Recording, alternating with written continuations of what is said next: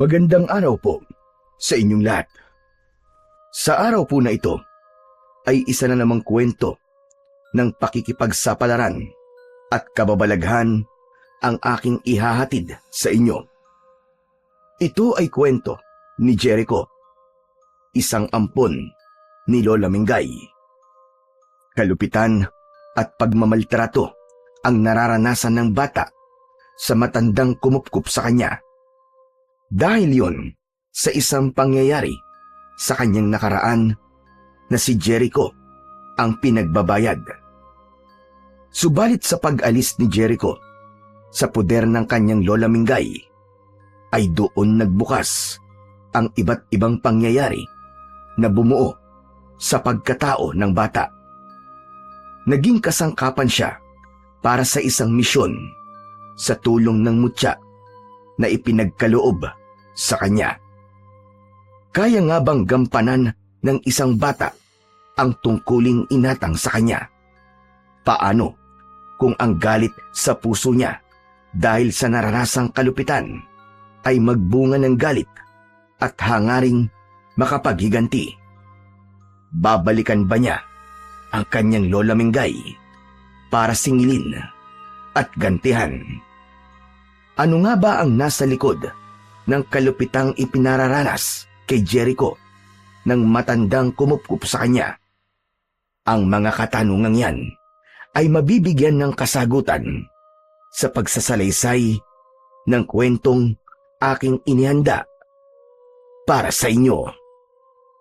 Ngunit bago po ang lahat, mga idol, ay huwag po nating kalimutang mag-subscribe at i-hit ang notification bell sa aking YouTube channel na The Voice Addict at Apong Isaak para sa mas marami pang makapigil hiningang kwentong aswang at katatakutan mula sa mundo ng kababalaghan. Umpisahan na po natin ang kwento. Hoy ikaw, magaling na bata! Saan ka na naman ba naggaling ha? Diyan lang po. Nakipaglaro lang po, Lola Mingay. Nakipaglaro? Daka, matigas talaga ang ulo mo, buwisit ka bata ka! Diyos ko, di ko na alam ang gagawin ko sa'yo! Nanggigigil na humanap ng pamalo si Lola Mingay. Una niyang nakita ay ang walis tingting na nakasandal sa isang sulok ng bahay. Agad itong kinuha ng matanda at inihambalos sa apong si Jericho. Ikaw, hindi ka talaga nakikinig sa akin. Inuuna mo pa ang paglalaro kaysa tapusin ang mga trabaho dito sa bahay. Gusto mo talaga nagugulpi ka ha? Etong sa'yo! Eto pa! Paulit-ulit ang hataw ni Lola Mingay kay Jericho. Humihiyaw ang bata. Pilit na sinasalag ang bawat pagpalo sa kanya. Tama na po! Aray, tama na po, Lola Mingay! Tama na po! Aray, nasasaktan po ako! Talagang masasaktan ka dahil hindi ka nakikinig sa akin. Kaya tama lamang na patikimin kita ng gulpe. Kapag ganong nagagalit si Lola Mingay, ay wala na siyang pakialam kung saan man tamaan ng kanyang palo si Jericho. Nang mapagod ang matanda, ay tumigil ito sa ginagawang pamamalo. Sorry na po, Lola. Sorry na po, hindi na po mauulit. Pasensya na po. Ano pasensya? Hindi pa ako tapos sa'yo. Ayoko na po. Masakit na po ang katawan ko. Tama na po, Lola. Talagang masasaktan ka dahil binabaliwala mo ang utos ko sa'yo. Ang sabi ko, sumalok ka ng tubig at punuin mo ng tubig ang mga drum. Pero anong ginawa mo?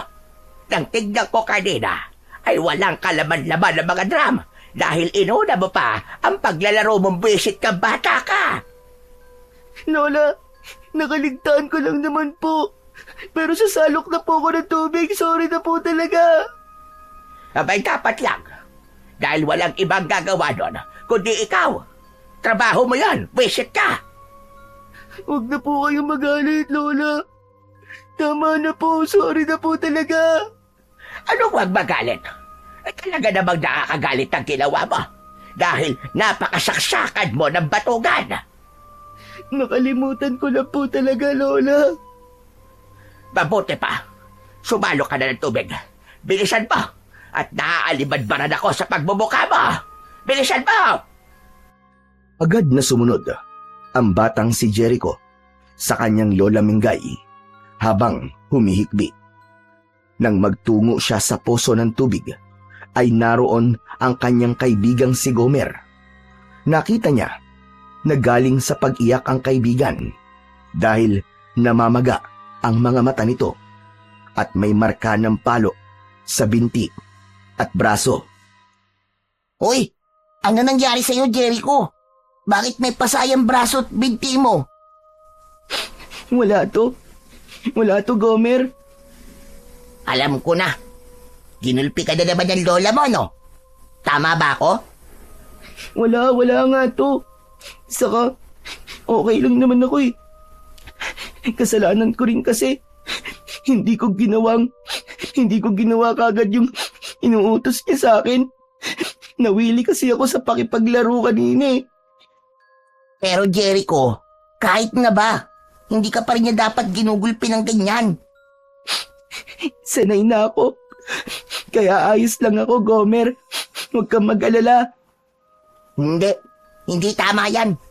Nasasanay ka sa gulpi ng lola Mengay mo? Aba, teka, kung isumbong kaya natin kay Kapitan, kasi masama yung nananakit ng bata. Ang sabi, pwedeng parusahan at makulong. Ha? Makukulong ang lola ko? Oo, pwedeng mangyari yun, baka akala mo. Narinig ko, labag sa patas ang nananakit ng bata. Pero Gomer, ayokong makulong ang lola ko eh. Ayokong mangyari yun. Heh, kaya natatakot kang magsumbong, ganun ba? Basta Gomer, ayos lang ako, huwag ka na mag-alala sa akin. Ay nako, ewan ko ba sa'yo, Jericho? Teka nga, bakit ba madaling magalit sa'yo ang lola mo? Tapos, kapag nagagalit, sinasaktan ka kagad. Ganun talaga si Lola Mingay eh. Madali kasing uminit ang ulo niya. Baka naman, nasasaniba na ng masamang espiritu ang lola mo. Kaya ganun siya. Ha? Hindi naman siguro, Gomer. Ano ba talagang kinakagalit niya sa'yo? Kasi, madalas siyang mainis kahit maliit na bagay lang naman. Ewan ko. Pero Gomer, maniwala ka, okay lang ako. Sarili talaga ako sa pamamalo niya sa akin. Teka lang ha. Kung lagi ka nalang sinasaktan ng lola Mengay mo, may tanong ako sa'yo, Jericho. Ano yun, Gomer? Huwag kang magagalit ha. Totoo ka bang apo ng lola Mengay mo? Biglang natahimik si Jericho. Kinapa sa kanyang isip kung ano ba ang isasagot sa tanong ng kaibigan. Oo naman. Apo ko ni Lola Mingay. Tunay niya akong apo.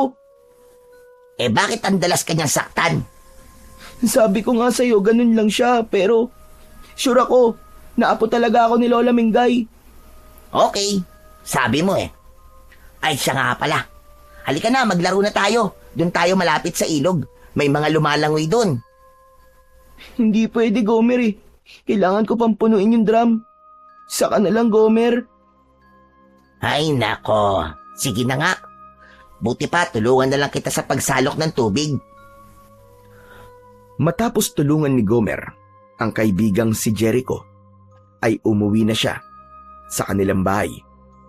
Dinatnan ni Gomer ang kanyang tatay na si Mang Doming na abala sa paghahasa ng itak na ginagamit sa bukid. Tay, ba't pinapatalas niyo po ng gusto yung itak niyo? Para kapag may sumalbahe sa atin, at yak, putol kagad ang leg niya. Bakit po itay? Meron po bang sasalbahe sa atin? Kaya niyo po pinapatalas yan? Sa ngayon wala pa naman. Pero may mga pagkakataong bigla na lamang may naliligaw na kung anong nilalang. Gaya ng iba't ibang maligno, o kaya naman ay isang aswang. Ha? Aswang po? Oo, sila yung mga nilalang na bigla na lamang nagpapakita mula sa daigdig ng dilim, nanggugulo at nambibiktima ng mga tao. Kung ganun po pala, ang lola ni Jericho ang dapat na unang kunin at maging biktima ng aswang. Oh, ba't naman nasama sa usapan natin ang Lola Mingay ng kaibigan mo? Kasi po, masama po ang lola niya. Gaya kanina, nang magkita po kami ni Jericho. Aba, akalain niyo po, may sugat at pasana naman siya. Sinaktan na naman ang lola niya. Ganun na nga po, Tay. Ay nako, hindi pa rin talaga tumitigil ang matandang yun sa pananakit sa kanyang apo. Oo nga po eh. Ang sama po ng lola ni Jericho. Sabi ko nga, isumbong na lang sa barangay eh. Kaso, ayaw naman niya. Alam mo kasi anak, mahal kasi ng kaibigan mo ang lola niya. Dahil nga kapag sinumbong yun, tsak makikialam ang barangay at pwedeng makulong si Lola Mingay. Kaya nga po eh, yun ang sabi ko sa kanya eh. Pero ayaw umayos ng lola niya. Naisip ko nga po, baka hindi niya totoong lola yun eh. Tinanong mo ba yun kay Jericho? Opo, pero sabi niya, tunay daw po siyang apo ng lola Mingay niya. Pero alam mo anak, naiisip ko na rin yan eh. Kaya lang ayaw kong makialam dahil wala tayong pake, kundi man apo ni Lola Mingay yan si Jericho. Ang tanging may pakialam lang tayo ay yung ginagawa niyang pananakit sa bata. Hindi na kasi tama yun. Oo nga po, kaya naaawa na po ako sa kaibigan kong si Jericho. Baka mamaya, dahil sa pananakit, kung mapaano po siya. Hayaan mo, kapag nakita ko si Lola Mingay, ay susubukan ko na kausapin siya. Dahil, gaya nga ng sinabi mo, kawawa talaga si Jericho. Masyado siyang naaabuso. Seryoso si Mang Doming sa kanyang sinabi sa anak na si Gomer. Dahil talagang naaawa na rin siya sa kalagayan ng kaibigan ng kanyang anak. Alam niya ang sitwasyon nito dahil minsan niya nang nakita ang bata na may sugat at mga pasa pagkatapos gulpihin ng kanyang lola. Minsang naglalakad si Mang Doming nang makasalubong niya sa daan ang matandang babae. Agad niya itong kinausap. Lola Mingay, may lakad po yata kayo ah. Diyan lang, sa kabilang baryo. May pupuntahan lang ako. Mawalang galang na Lola Mingay. Pero hindi naman sa nakikialam ako. Kaya lang, meron lang akong gustong sabihin. Ano ba yon? Sabihin mo na at nagmamadali ako. Tungkol ho ito sa apo niyong si Jericho. Bigla agad kumunot ang noo ng matandang babae nang marinig ang pangalan ng kanyang apo. O bakit? Ano ang tungkol sa batak yon? May ginawa bang katarantaduhan? Abay kahit kailan talaga. Problema ang dala sa akin ng batak yon. Wala pong ginawang masama si Jericho. Kundi kayo po ang may ginagawang masama sa kanya. Abay sandali nga. Ano ba sinasabi mo, ha, Domeng? Alam ko ang ginagawa mo sa apo mo, Lola Mingay. Sana naman tigilan mo na ang ginagawa mong pananakit sa kanya. Hindi na ho tama yun eh. Sandali nga. Tinuturoan mo ba ako, ha, Domeng? Gusto mo kong diktahan ng dapat kong gawin kay Jericho? Ay, hindi naman sa ganon. Kaya lamang, sobra nang ginagawa mong pananakit sa kanya. Dahil may ginawa siyang mali. Kaya dinidisiplina ko lamang. Yun lang yon. Tama naman po, wala naman pumipigil sa inyo na disiplinahin si Jericho. Pero hindi sa paraang ginagawa nyo. Aba, pinagmamalupitan nyo na ang bata eh. Ano ba sinasabi mo, ha? Mangyaring nakita ko ang mga pasa at sugat na napapala niya pagkatapos nyo sasaktan. Nakita rin yun ng anak kong si Gomer. Wala kayong pakialam sa gusto kong gawin kay Jericho. Dahil apo ko siya. Pero hindi ganun ang tamang pagdidisiplina, Lola Mingay. Yun ang paraan ko. Kaya wag mo akong pinangungunahan at pinakikialaman. Baka nakakalimutan nyo, Lola Mingay. Labag sa batas ang pananakit sa bata. Tinatakot mo ba ako, ha, Doming? Bakit? Magsusumbong ka? Ipapapulis ba ka? Kaya nga ayokong umabot pa tayo sa ganon, Lola Mingay. Mas mainam na wag mo nalang saktan ang apo mo.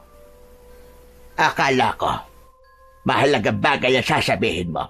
Yung pala, ay gusto mo lang akong pakialaman sa pagdidisiplina ko sa apo ko. Buwisit na araw to. Diyak ka na nga. Sandali lang, Lola Mingay. Hindi pa tayo tapos. Tapos na tayong mag-usap, Doming.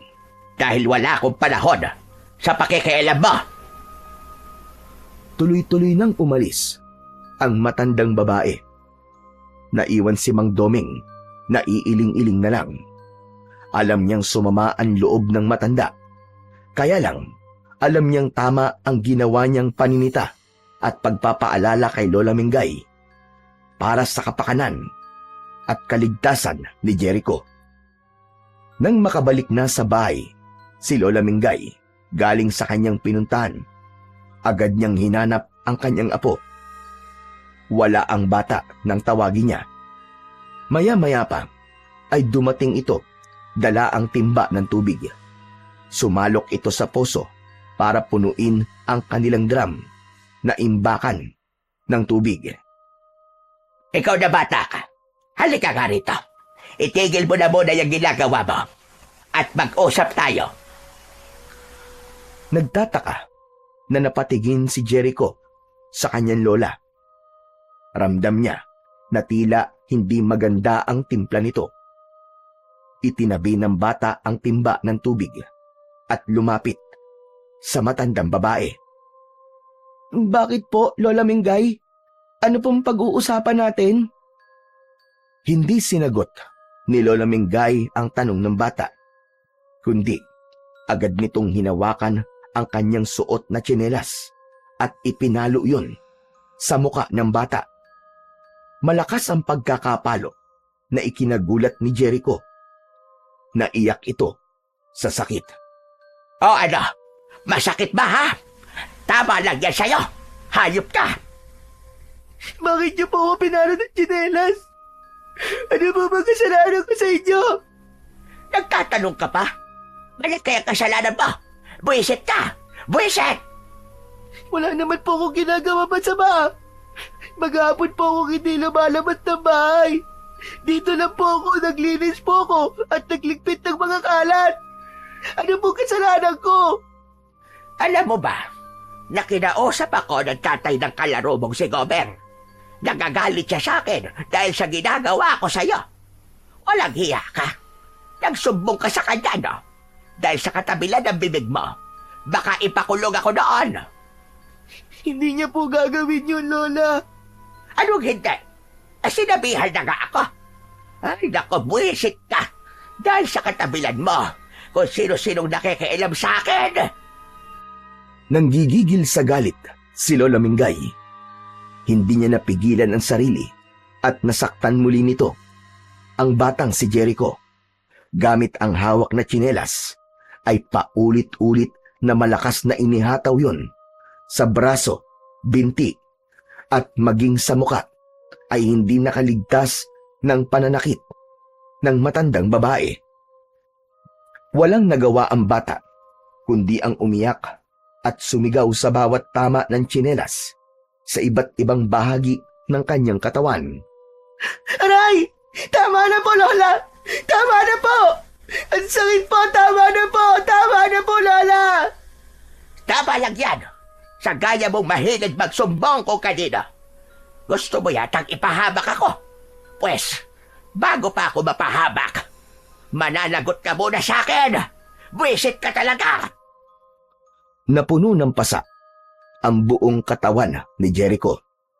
Tumigil lamang si Lola Mingay nang makaramdam siya ng pagod sa ginawang pananakit sa bata. Nang gabing yun, ay hindi na rin naghapunan si Jericho. Hindi rin kasi siya pinakain ng kanyang lola. Dahil gutom, ay hirap makatulog ang bata. Iniinda ang sakit ng katawan dahil sa tindi ng palo na napala mula kay Lola Mingay. Sa pagkakataong yun, ay naisip ni Jericho ang sinabi sa kanya ng kaibigang si Gomer. Baka nga hindi siya tunay na apo ni Lola Mingay dahil ganun na lamang kung siya ay saktan. Lalo na't nakikita niya ang ibang mga bata na hindi naman ganun kung saktan ng kanilang lola o mga magulang. Sa halip ay inaalagaan pa nga at ibinibigay ang gusto. Bagay na hindi niya nakita at naramdaman sa kanyang Lola Mengay.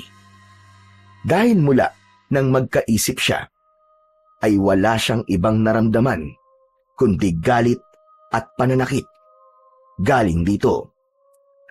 Samantala, sa kanyang higaan ay hindi rin dalawin ng antok si Lola Mengay.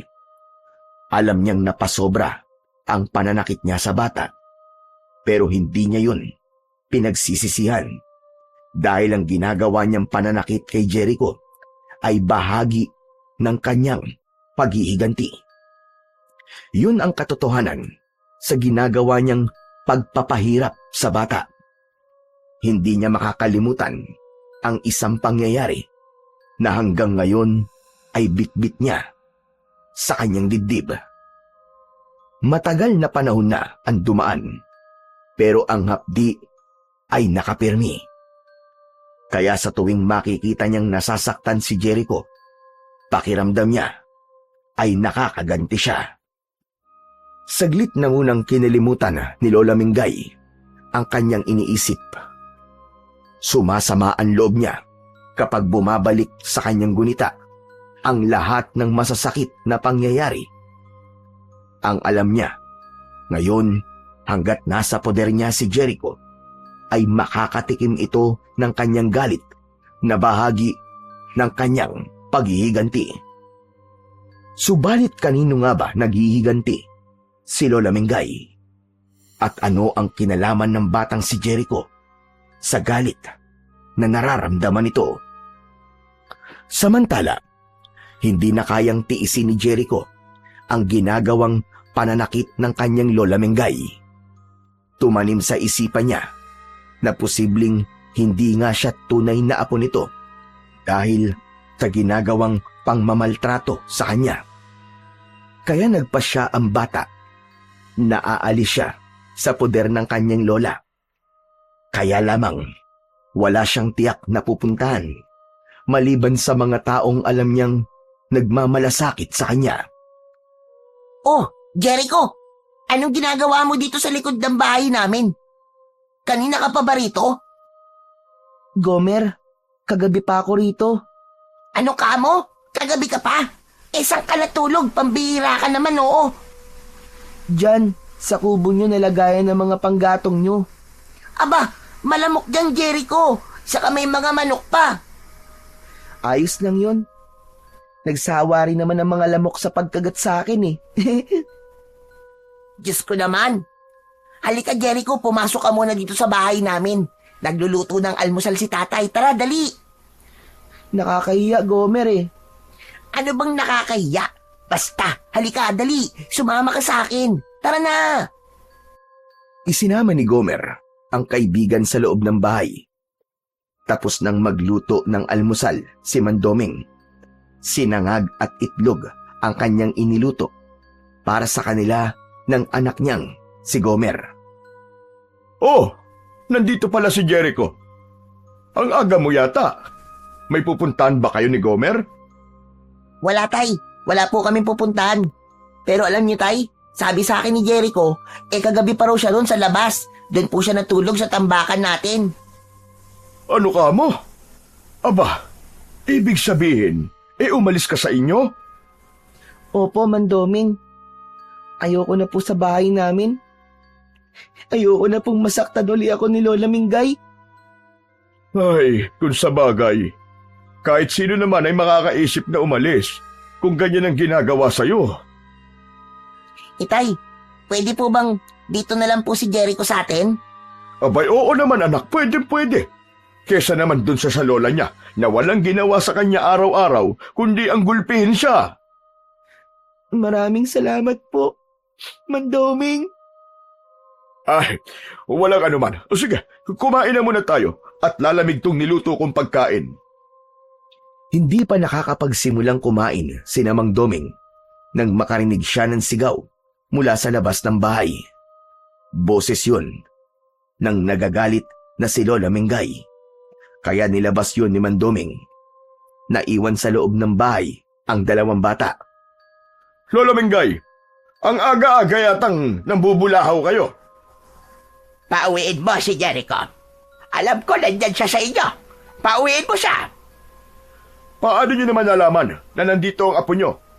Alam kong nandyan siya, Doming. Naaamoy ko. May saaso pala kayo dahil matalas ang pang-amoy niyo. Basta, alam kong nandyan ang buwisit na batang yan. Kaya pauwiin mo siya para tumigil ako sa pagwawala rito. Sinasabi ko sa'yo, Doming. Ayaw nang umuwi ng bata dahil nga sasaktan niyo lang. Bakit ba masyado ka nakikialam, ha? Sabi ko, gagawin ko kung anong gusto ko kay Jericho at wala kang pakialam. Lola Mingay, hindi ba kayo naaawa sa bata? Hindi ko siya kailanman kaawaan dahil ang dapat sa kanya ay makatikim ng galit ko. Bakit ba ganyan na lamang ang galit niyo sa bata? Ano bang kasalanan niya sa inyo? Chismoso ka rin, ano? Ang dami mong tanong. Kailangan kong malaman dahil nagtataka lang ako sa ginagawa niyo sa kanya. Basta, pauwiin mo siya. O baka naman gusto mong pumasok ako sa bahay mo, Doming, para kalad ka rin ang buwisit na batang yan. Iyan ang wag na wag mong gagawin dahil trespassing yon kapag pumasok kayo ng bahay ko. Tinatakot mo ba ako, ha, Doming? Hindi, Lola Mingay. Kundi sinasabi ko lang sa'yo kung anong malalabag nyo. Eh kung palabasin kong kinidnap mo ang apo ko, sige nga. Walang maniniwala sa inyo dahil si Jericho mismo ang magsasabi na siya ang umalis sa bahay nyo ng kusa. Dahil hindi niya nakaya ang pananakit nyo sa kanya. O ngayon, sino lalabas na masama? Sige nga. Sino ngayon ang posibleng makulong? Walang hiya ka, Doming. Pinalalaki mo ang ulo ng batang yan. Kinakampihan mo pa. Dahil maling-mali kayo. Kaya mas mabuti pa na umuwi na kayo dahil hindi na siya uuwi sa inyo. Dito na siya titira, sa akin. Nanggigigil sa galit ang matandang si Lola Mingay na umalis na lang. Pero hindi siya papayag na hindi bumalik sa kanya si Jericho. Kailangan bumalik sa bahay niya ang bata. Wala na si Lola Mingay. Tahimik na nakaupo lang si Jericho. Nilapitan siya ni Mang Doming at kinausap. Jericho, iho. Okay ka lang ba? Opo, Mandoming. Huwag mo nang isipin ang Lola Mingay mo, ha? Kahit magalit pa siya, ang mahalaga ay wala ka na doon sa kanya. Hinding-hindi ka na niya masasaktan pa. Pasensya na po kayo, Mandoming, ha. Pati po kayo nadadamay sa galit ng lola ko. Huwag mong intindihin yon. Basta nandito lang kami palagi ni Gomer para sa'yo. Handa kaming tulungan ka. O halika na, kumain na muna tayo. Naistorbo tuloy ang pagkain natin. Samantala, sa bahay ni Lola Mingay ay hindi mapakali ang matandang babae. Hindi niya hahayaang manatili si Jericho sa bahay ni Mang Doming. Mahalagang makabalik sa kanya ang bata. Dapat may gawin siyang paraan upang makuha si Jericho. Kaya nang sumapit ang gabi, ay naghanda si Lola Mingay. Pinagplanuhan niya kung paano makukuha ang bata sa poder ni Mang Doming. Hating gabi, nang umalis ang matandang babae sa kanyang bahay, tahimik at mahimbing na natutulog ang mga naroon sa bahay ni Mang Doming. Nagawang buksan ni Lola Mingay ang pinto ng bahay at nakapasok siya sa loob. Marahang lumapit sa natutulog na si Mang Doming katabi ang anak na si Gomer. Kinuha ang isang maliit na bote na nasa bulsa ng suot na damit. Binuksan yun at ipinaamoy sa natutulog na mag-ama. Dahil sa ipinaamoy, lalong naging mahimbing ang pagtulog ng mga ito. Sa kanya nilapitan si Jericho na natutulog. Tinapik ni Lola Mengay ang bata at agad namang nagising ito. Nanlaki ang mga mata ni Jericho nang makita ang kanyang Lola Mengay. Takang-taka ito kung bakit naroon ang matandang babae. Hoy! Bumangon ka riyan! Bilisan mo! Pero, Lola, Sabi ko bumangon ka at sumama kang pauwi! ayoko na pong umuwi, Lola. Ayoko na po. Matigas ka na, ha?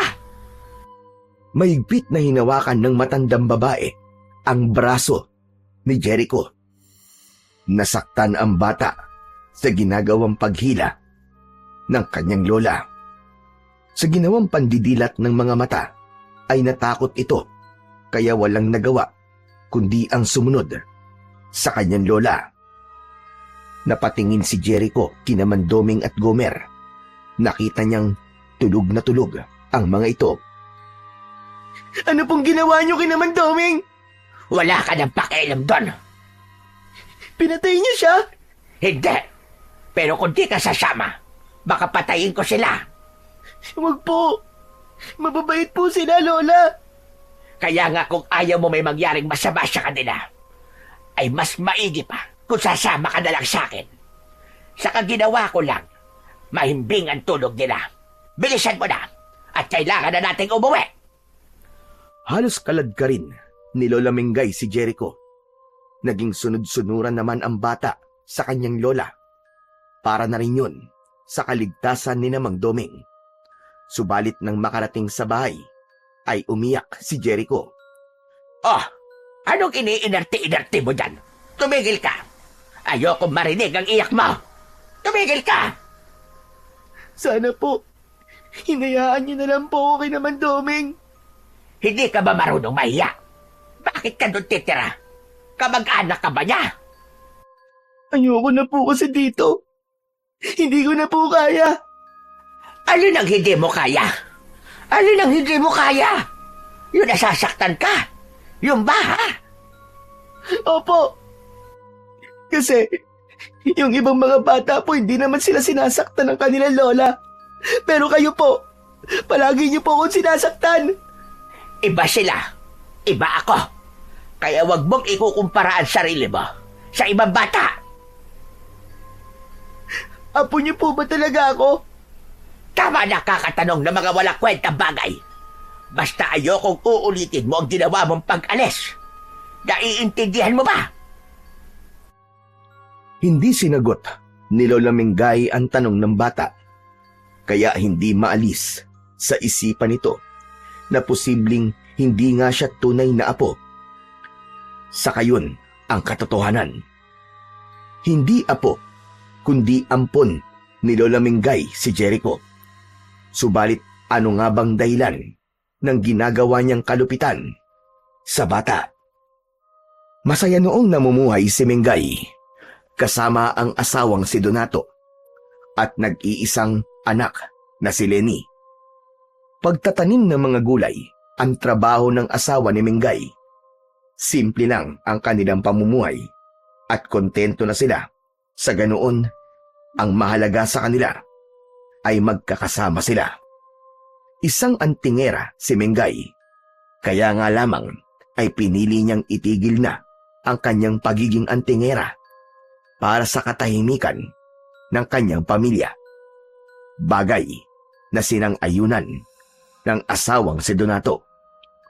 Subalit dumating ang pagkakataon na may grupo ng mga aswang na biglang sumalakay sa kanilang lugar.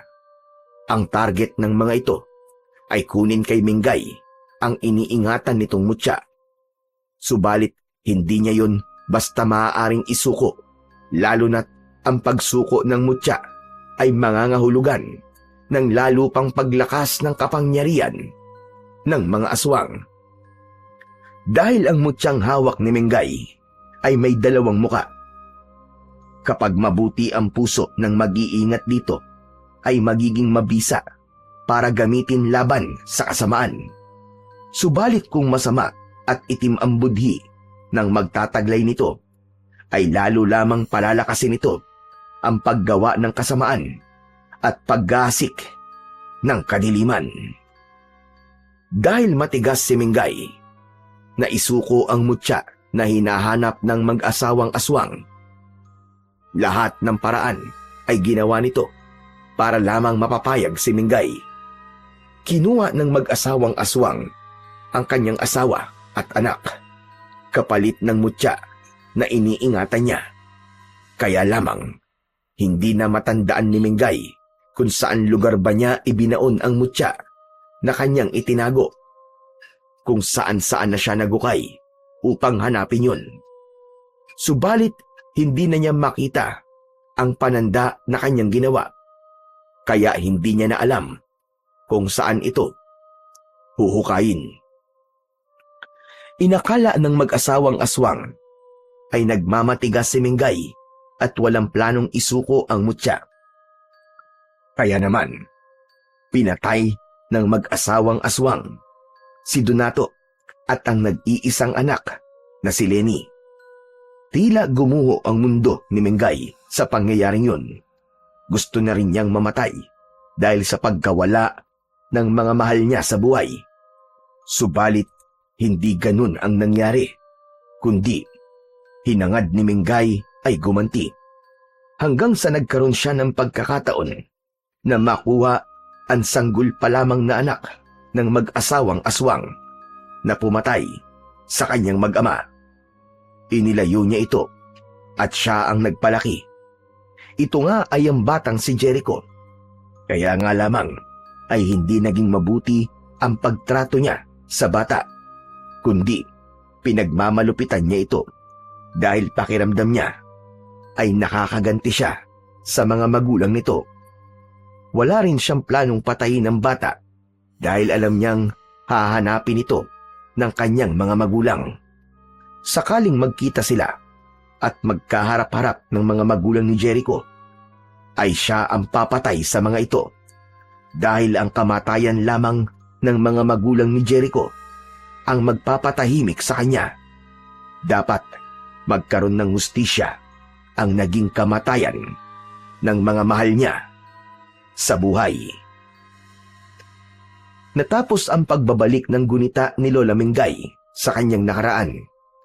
May luha sa kanyang mga mata na minsan pang balikan ang lahat. Napatingin siya sa batang si Jericho na natutulog. Pasensya ka na, Jericho. Mahirap din sa akin na lagi kitang nasasaktan. Kaya lamang, hindi ko mapigilan ang sarili ko. Lalo na kapag naaalala ko na ang mga magulang mo ang dahilan kung bakit maagang nawala ang pinakamamahal kong asawa at anak. Hindi pa rin nawawala sa puso ko ang sakit at galit sa mga magulang mong may kagagawan ng lahat. Bagamat medyo matagal na rin yun, nasa 10 taon na ang nakakalipas, ramdam na ramdam pa rin ni Lola Mingay ang sakit na nananatili sa dibdib niya.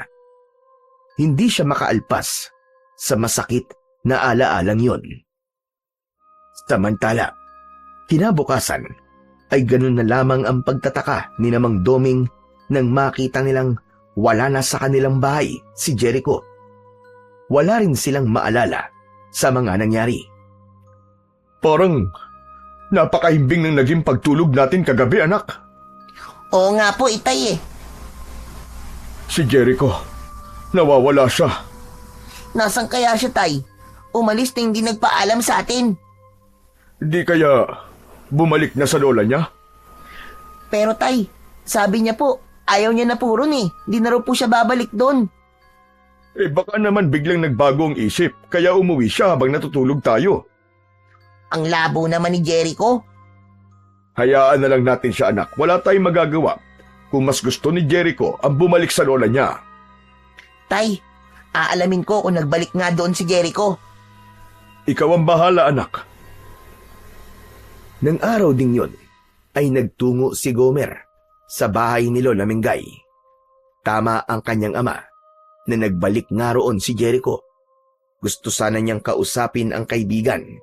Kaya lamang ay hindi siya makalapit dahil tila binabantayan ito ng matanda. Subalit nagtiyaga si Gomer na maghintay hanggang nakita niyang papaalis na ng bahay ang lola ni Jericho. Kaya lamang nang makalabas ito ng bahay ay nakita niyang mahigpit na isinara ang bintana at pinto upang matiyak na hindi makakalabas si Jericho. Nagkukubli noon si Gomer sa likod ng isang malaking puno. Ilang metro ang layo sa bahay ng kaibigan. Grabe, ang salbahay talaga ni Lola Mengay. Ngayon naman, kinukulong na niya si Jericho para hindi makalabas. Mamaya, kapag wala nang matandang salbahay na yan, ay lalapit ako sa bahay nila. Nang ganap ng makalayo, ang matanda ay nagmamadalingang lumapit si Gomer papunta sa kubo nito. Tinawag nito ang kaibigan na nasa loob. Gomer? Gomer, ikaw ba yan?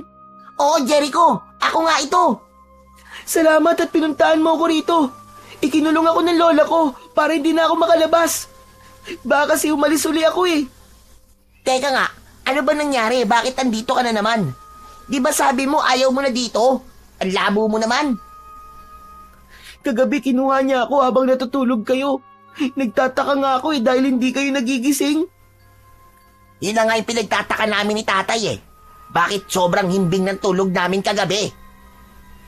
May ginamit siya para maging mahimbing ang tulog nyo. Dapat hindi ka nalang sumama para umuwi dito. Hindi maaari, Gomer, kasi nga baka kung anong gawin sa inyo ni Lola Mengay. Ano ka mo? May gagawin siyang masama sa amin ng tatay ko? Oo, yun ang sabi niya sa akin eh. May gagawin siya sa inyo ng tatay mo kundi ako sasamang umuwi. Tinatakot ka pala niya. Eh paano kung totohanin niya, Gomer? Saka ayoko may masamang mangyari sa inyo, Gomer. Salamat, Jericho ah. Kaya pala kahit ayaw mo bumalik ka rito para sa kaligtasan namin ng itay ko, ay ginawa mo. Hindi ko hahayaang mapahamak kayo. Kasi kayo na lang ang nagmamalasakit sa akin eh. Eh paano yan, Jericho? Paano ka ngayon? May hihilingin sana ako sa'yo, Gomer. Ano yun? Sabihin mo lang. Buksan mo ang pinto o kaya bintana para makaalis ako dito. Ha? Sigurado ka ba? Oo, kailangan ko makaalis dito. Isang ka naman pupunta. Hindi ka na pwede sa bahay namin. Alam ko yun. Saka ayoko na rin madamay pa kayo ng tatay mo sa problema ko. Sige na, Gomer. Pakawalan mo ako dito. Saan ka nga muna pupunta? Kahit saan. Basta, dun sa lugar na hindi na ako masusundan pa ni Lola Mengay ko. Kaya nakikiusap ako sa'yo, Gomer. Tulungan mo ako makalabas dito. Sige na. Oo, sige. Teka lang, gagawa ako ng paraan. Nakakandado ang pinto, maging ang bintana ng bahay. Kaya hindi madali para kay Gomer na mabuksan yun. Humanap siya ng bato o kaya ay bakal na maaaring gamitin upang matanggal sa pagkakalak ang kandado sa pinto ng bahay. Isang bato ang kinuha ni Gomer at pinagtiyagaang pukpukin ang kandado upang matanggal yun at mabuksan ang pinto. Hindi naman nabigo si Gomer. Nagawa niyang alisin ang kandado ng pintuan. Nagmamadaling lumabas si Jericho at magkasama ng umalis ang dalawang bata. Nagtungo sila sa isang masukal na lugar upang doon ay magtago. Nag-aalalang biglang dumating si Lola Mengay. Maraming salamat sa tulong mo, Gomer, ha? Wala yun, Jericho. Alam mo namang hindi kita pwedeng pabayaan eh. Kailangan ko nang umalis. Nang teka, Jericho, saan ka ba pupunta talaga? Ewan ko. Hindi ko rin alam. Siguro kahit saan na lang, basta't makalayo lamang ako sa lola kong malupit. Pasensya ka na, Jericho ah. Hindi ka na pwede sa bahay namin. Okay lang, naiintindihan ko yun. Kung doon ulit ako pupunta sa inyo, Chuck, guguluhin lang kayo ng lola ko. Madadamay pa kayo. Basta, Jericho, Mag-iingat ka palagi, ha? Oo, sana magkita ulit tayo, Gomer. Sana nga. Nag-peace bump pa at nagyakap ang dalawang bata bago tuluyang naghiwalay. May lungkot sa bawat muka ng dalawa dahil ang paghihiwalay nilang yun ay wala ng katiyakang magkikita pa silang muli. Ano ka mo? Tinulungan mo makalabas ng bahay si Jericho? Opo, Tay. Kasi po, ikinulong siya ng Lola Mengay niya. Ang sama talaga na matandang yun. Sagad na sa buto ang kasamaan niya. Eh paano ngayon si Jericho? Saan siya pupunta? Hindi po rin niya alam eh.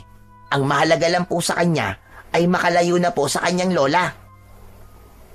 Tiyak lalong magagalit yun kapag nalamang nakatakas si Jericho. Dahil nga sa nangyaring pagpapatakas ni Gomer kay Jericho, ay muling binulabog ni Lola Mengay ang bahay ni Domeng. Ang kulit nyo rin talaga, no? Ang kakapal ng pagbubuka nyo. Bakit, Lola Mengay? Ano na naman ba ang problema niyo at nang bubulahaw na naman kayo rito? Wala talaga kayong kadala-dala na mag-ama. Nasaan si Jericho? Ilabas nyo siya! Ilabas nyo! Wala po rito ang apo nyo. Kahit pumasok ka rito at maghalugog, walang Jericho na makikita kayo rito. Dahil itinago mo. Itinago mo siya, Domeng. Hindi po namin itinatago si Jericho, Lola Mengay. Talagang wala po siya rito sa amin. Kung bakit kasi ayaw mo pa rin maniwala. Kung wala siya dyan sa loob ng bahay mo, saan siya nagpunta? Aba, ewan namin. Wala kaming alam. Ang ipinagtataka ko ay sinong tumulong sa kanya para makatakas siya. Aba, hindi ako, ha? Wala pa akong sinasabi, pero nakaputak ka na kagad na parang manok. Nagsasabi lamang ng totoo ang anak ko.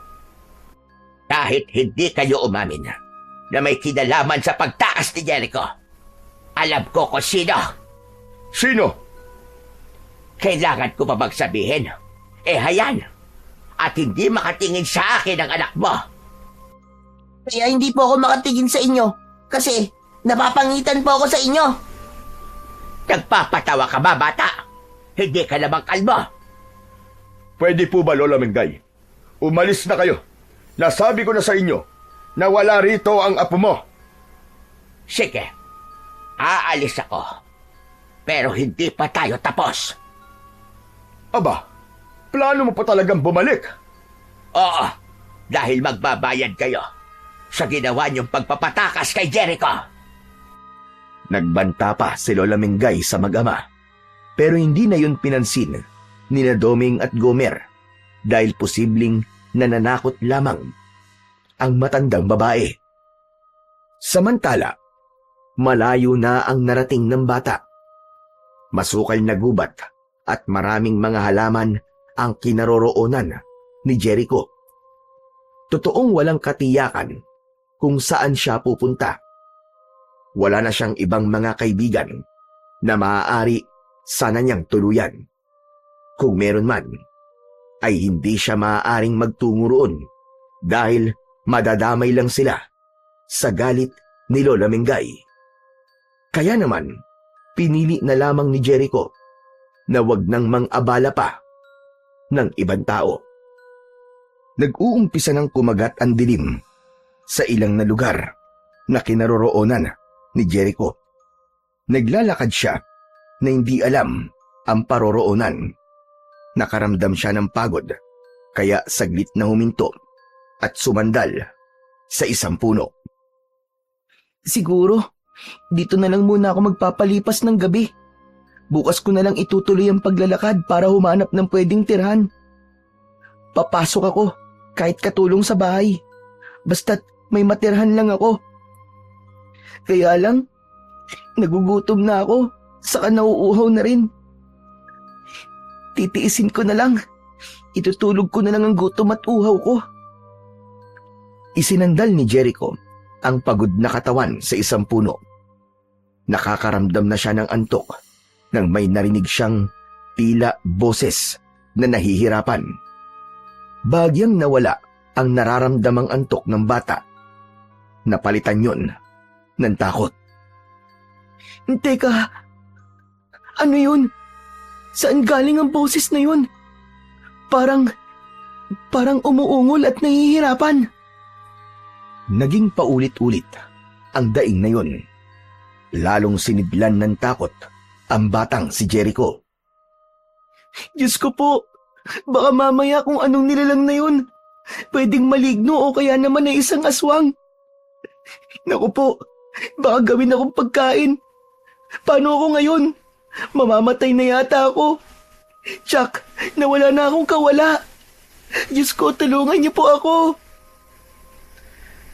Maya-maya pa, ang ungol na tila nahihirapan ay naging boses ng matandang lalaki.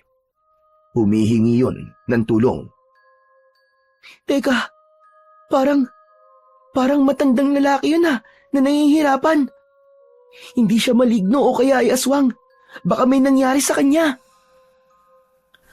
Tumayo si Jericho sa pagkakaupo nito at sa pagkakasandal sa malaking puno.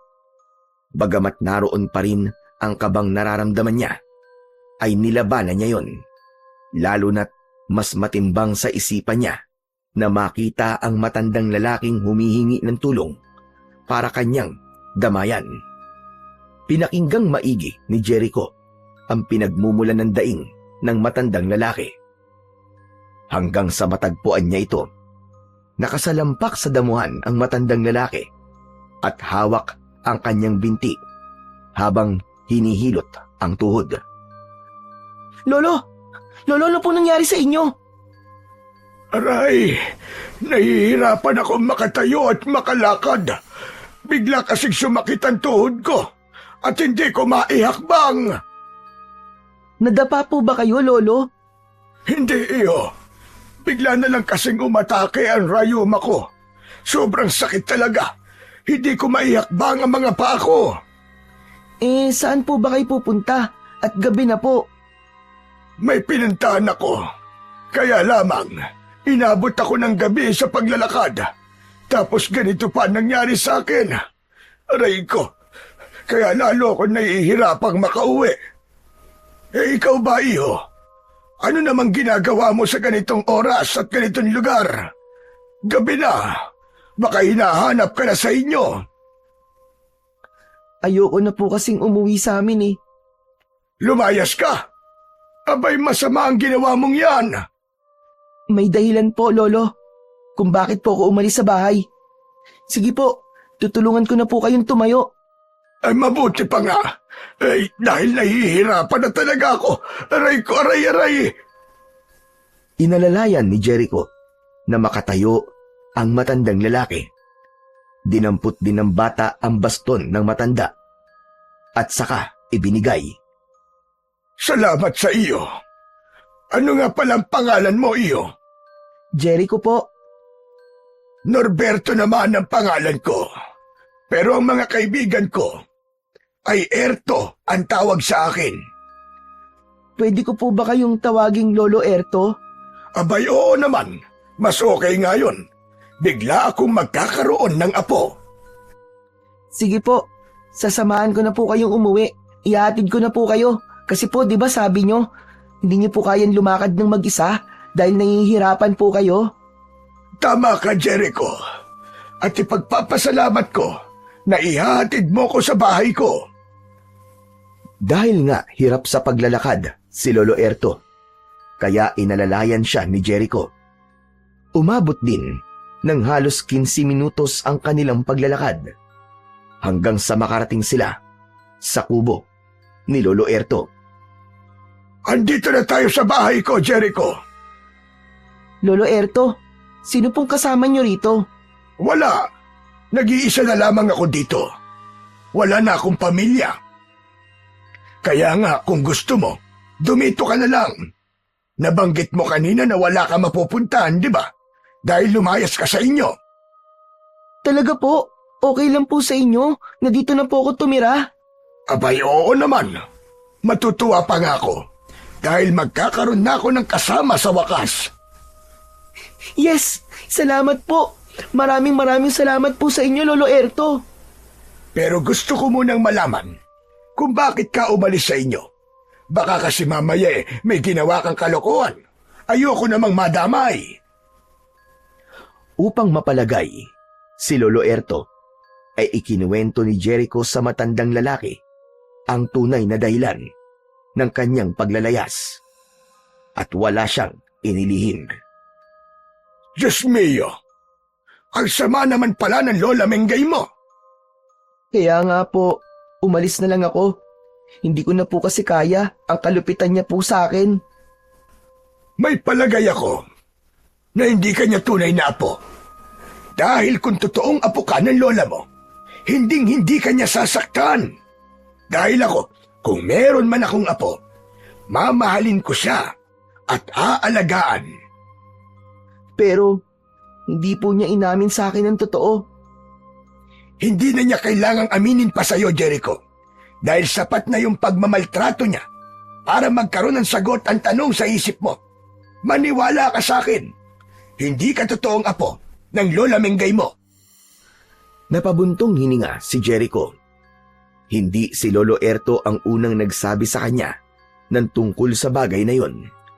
Maging si Mandoming ay yun din ang sinabi. Kaya ganap nang nabuo sa isipan ni Jericho na hindi nga niya kadugo ang nakilala niyang lola. Subalit ang ginawa nitong pagmamaltrato sa kanya ay hindi pa malinaw sa kanya. Total, sabi mo nga ay payag kang dito tumira kasama ko. Kaya dapat kumain na muna tayo para makapagpahinga na. Maghahanda lang ako ng pagkain natin. Pasensya ka na nga lang dahil kaning lamig ang pagkain natin. May natira ding paksiw na isda na mauulam natin.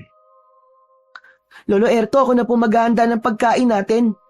Kaya ko na po yun. Sanay po ako sa gawaing bahay. Aba, ganun ba? O di sige, ikaw na ang bahala. Nariyan lang naman sa kusina ang kaldero at palayok na pinaglulutuan ko ng paksiw. Tignan mo na lang. Huwag na po muna kayong magkikikilos, Lolo Erto. Mahirapan lang po kayo dahil po sa rayuma nyo. Tapos mamaya po, hihilutin ko po yung tuhod nyo. Marunong po ako nun. Talaga? Abay, tamang-tama.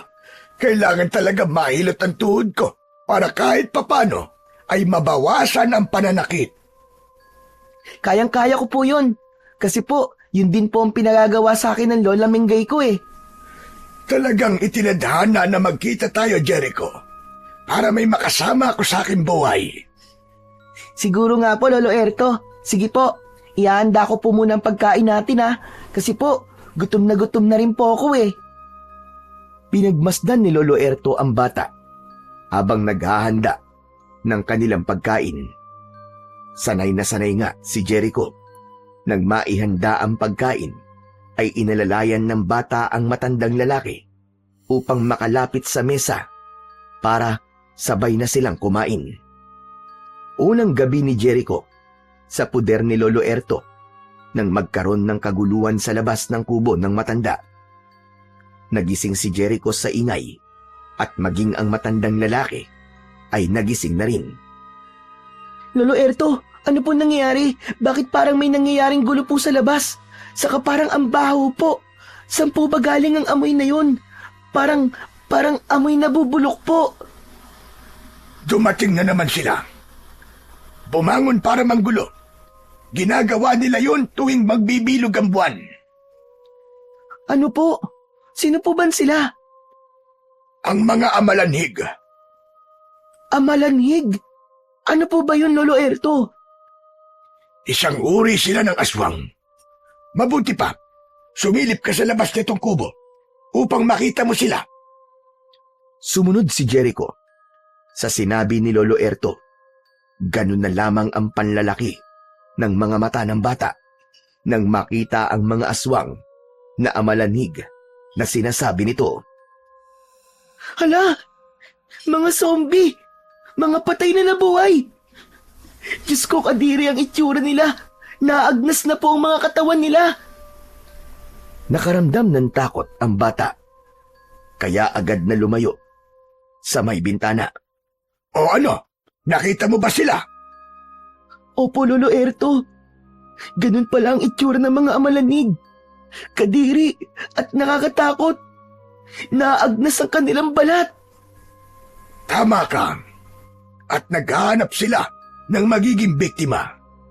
Inililipat nila sa kanilang biktima ang kanilang pagiging aswang. Dapat po pala silang patayin, Lolo Erto. Sila ang uri ng mga amalanig na hindi basta-basta namamatay, kundi ang tanging makakapatay sa kanila ay nilalang na may taglay na mutya at may tapang para harapin sila. Po, sino po ba yun? Kung walang papatay sa kanila, edi patuloy po silang magkakalat ng lagim. Marami po silang mabibiktima at maraming mapapahamak na mga tao. Tama ka. Kaya nga dapat talagang magkaroon ng nilalang na haharap para tumapos sa kanila. Pero saan po manggagaling yun? Kailan po darating? May palagay ako na dumating na siya, Jericho. Ha? Dumating na siya? Ano po bang ibig niyong sabihin? Sino pong siya? Ikaw! Ikaw yon, Jericho! Ano po? Lolo Erto, nagbibiro po ba kayo? Hindi ako nagbibiro. Ramdam kong ikaw na yon, Jericho. Kaya nga itinidhana na mag-cruise ang landas natin dahil sa mahalagang bagay na yon. Teka, hindi ko po kayo naiintindihan, Lolo Erto eh. Paano po magiging ako yun? Isa lamang po akong bata. Saka, wala po akong kapangyarihan. Alam ko, pero hindi mo dapat problemahin ang tungkol sa bagay na yan. Dahil matagal nang naihanda yon. Hinintay lamang ang pagdating mo. Naguguluhan po ako, Lolo Erto. Nasa akin ang mutya na magagamit mo, Jericho. Ako ang siyang nag-iingat nun. Ano po bang ibig niyong sabihin, Lolo Erto? Buong buo kong ipagkakatiwala sa iyo ang mutya na kung tawagin ay mutya ng pusong bato. Habang nag-uusap ang dalawa sa loob ng bahay, ay lumakas ang sigawan sa labas. Nagsimula ng umatake at manggulo ang mga amalanig na nasa labas. Kinakalabog na rin nila ang kubo ni Lolo Erto. Lolo, nariyan na po ang mga amalanig. Ano pong ginagawa nila? Nagpupumilit silang pumasok dito sa loob dahil naaamoy nila ang iyong sariwan dugo. Mabango para sa mga amalanhig ang dugo ng isang batang kagaya mo. Lalo na't ang isang bata ay madali nilang mapapasahan ng kanilang pagiging aswang. Naku, hindi po pwede yun. Hindi po ako papayag na maging aswang.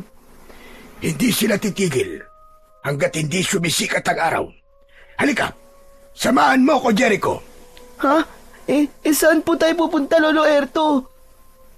Sasamahan mo kong harapin ng mga amalanig na nanggugulo sa labas. Pero, natatakot po ako sa kanila eh. Huwag kang matakot. Akong bahala sa iyo.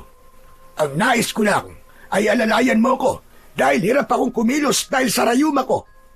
Masyado na ako matanda para humarap pa sa kanila.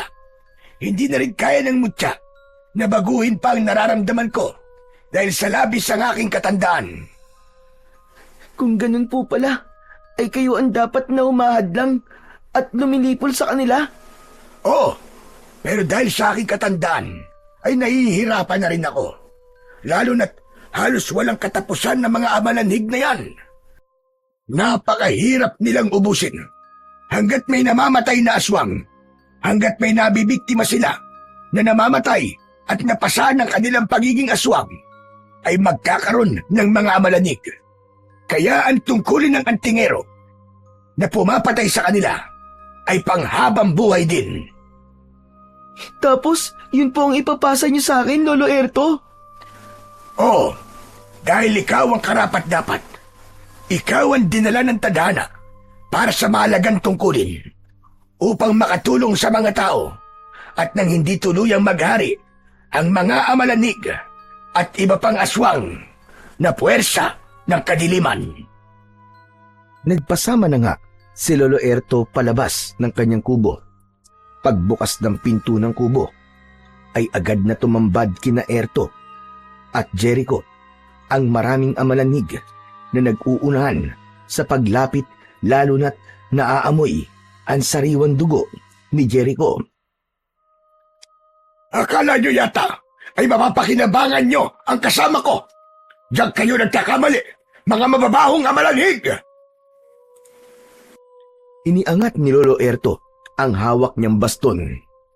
Bawat sumusugod na amalanig ay hinahataw niya gamit ang kanyang baston. Bumabagsak ang bawat tamaan nito. May mga nalalagas pambahagi ng katawan sa lakas ng pagkakahataw ni Lolo Erto. Yun nga lang, ang nakapagtataka ay nagagawa pa rin bumangon muli ng amalanig. Kung napuputol man at nagkakawatak-watak ang bahagi ng katawan, ay bumabalik ito sa dati. Kaya naman, halos wala silang kamatayan. Paano niyo po malilibol ang mga amalanig na yan, Lolo Erto? Kung bumabalik lang po sila, nabubuo po ulit sila. Hindi po sila namamatay. Kaya nga paulit-ulit silang hahatawin hanggang sila na mismo ang umatras. Hanggang sa tumigil sila sa kanilang ginagawang pagsalakay.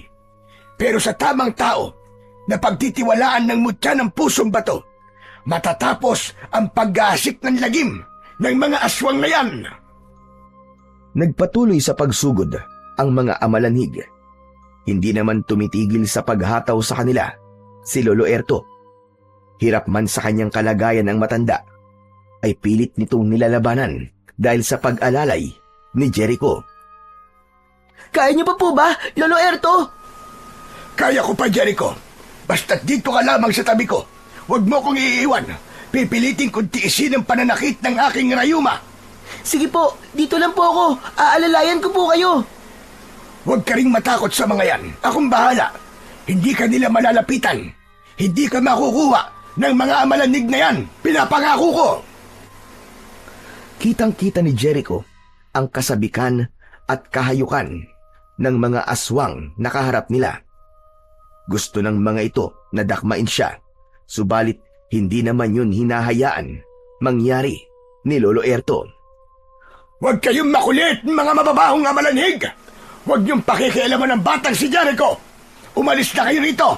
Bumalik na kayo sa libingan kung saan kayo nanggaling! Walang naririnig ang mga nabuhay na patay. Subalit maya-maya pa ay biglang tumilaok ang manok. Wari, isang nakakabinging tunog yun para sa mga amalanig. Napahinto sila sa kanilang pagsalakay. Umurong sila at hindi na itinuloy ang paglapit kina Lolo Erto. Saka isa-isang bumago ng direksyon. Lumakad ang mga ito papalayo. Lolo Erto, umalis na po sila. Ang unang pagtilaok ng manok sa madaling araw ay hudyat na kailangan na silang bumalik kung saan sila galing. Babalik na po sila sa libingan, ganun po ba? Tama ka, Jericho. Hindi sila maaaring sikatan ng araw. Kamatayan yon para sa kanila. Matutunaw sila at hahalo sa lupa. Kung ganun po, init ng sikat ng araw pa lang maaaring lumipol sa mga amalanig. Tama ka. Yun ang kanilang lubos na kinakatakutan. Ganap nang nawala sa paningin ni na Jericho.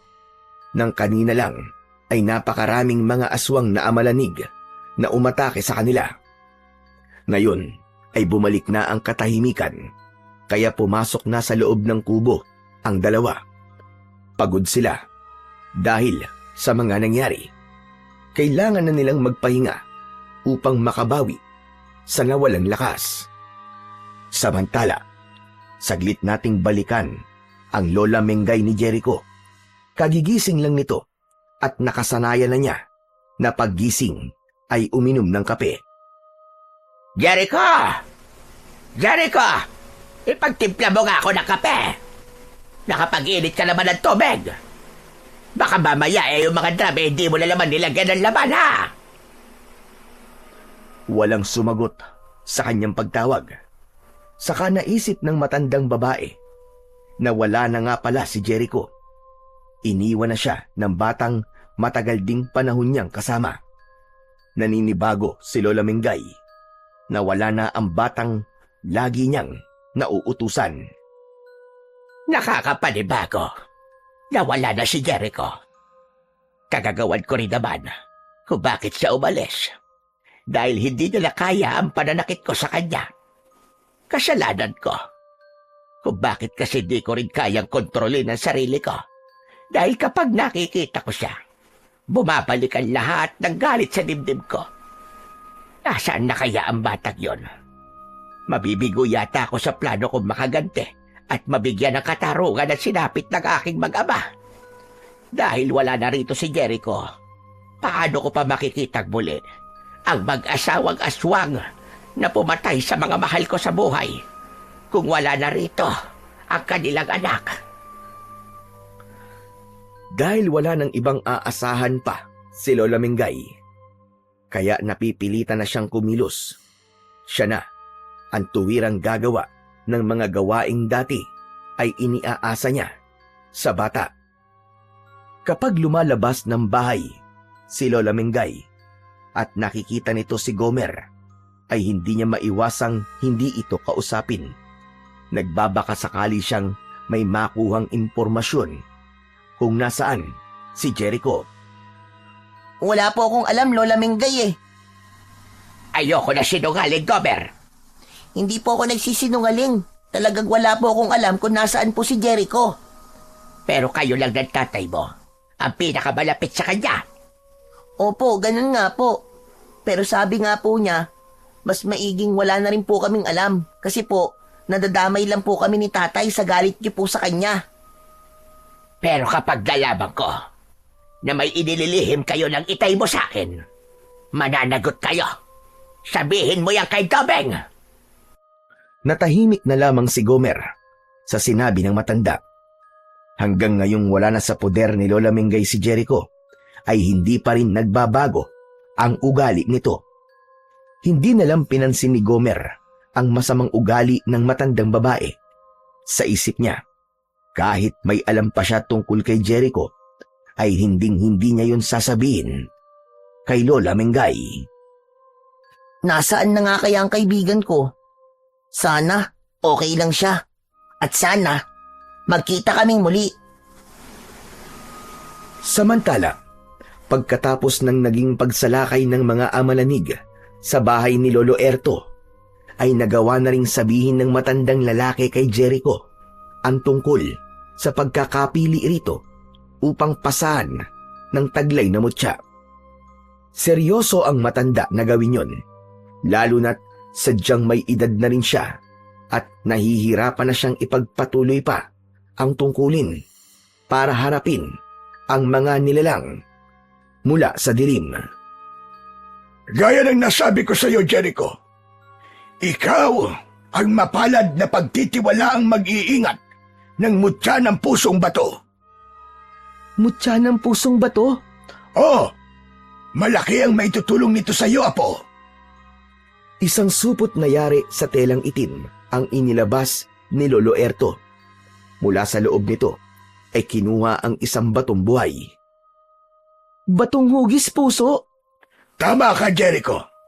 Kung tawagin ito ay pusong bato, isang uri ng mutya na magbibigay sa iyo ng swerte at magagamit mo para labanan ang puwersa ng kasamaan. Lalo ang mga... Sigurado po ba kayo na ibibigay niyo po sa akin to? Oo naman. Dahil nga natitiyak kong itinadhana ka para pagtiwalaan ng mutya ng pusong bato. Hindi lang nagkataon ang pagkikita natin. Hindi ka lang basta ipinadala ng tadhana sa lugar kung saan tayong unang nagkita. Dahil ang lahat ng yon ay nakatakda. Kung talaga pong ibibigay niyo po to sa akin, buong puso ko po itong tatanggapin, Lolo Erto. Salamat naman kung ganon, Jericho. Kunin mo ang mutya ng pusong bato. Mula ngayon, ikaw na ang bagong mag-iingat nito. Salamat po, Lolo Erto. Alagaan mo yung maigi dahil sa pusong bato na yan ay nariyan din ang aking pagkatao. Po? Hindi ko po kayo maintindihan.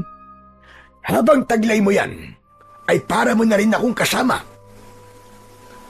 Pagkatapos kunin ni Jericho ang supot na may lamang mutya ng pusong bato na ibinigay ni Lolo Erto, ay gano'n na lamang ang gulat ng bata dahil sa nangyayari sa matandang kaharap niya. Lolo Erto, ano po nangyayari sa inyo? Gamitin mo yan sa tama, Jericho.